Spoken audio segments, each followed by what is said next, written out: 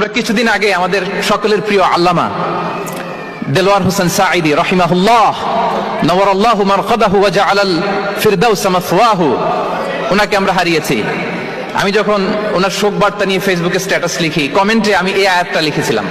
আমি খুঁজে পাচ্ছি না যে আমি কি দিয়ে এটার উপমা দিব, কি দিয়ে ওনার বিদায়ের উপমা আমি জানাবো। আমি খুঁজে পাচ্ছিলাম না কোনো আয়াত, তখন এই আয়াতটা লিখে আমি উপমা দিয়েছি। আল্লাহু আকবার।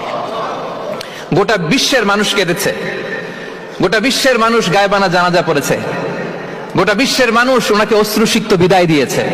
From north to the south, from east to the west, the entire globe, min mashariqil ardi ila magharibiha, অশ্রুসিক্ত বিদায় তিনি পেয়েছেন। এটাই আল্লাহ তাআলার সন্তুষ্টির একটা জলজ্যান্ত নমুনা। জোরে বলেন ঠিক কিনা?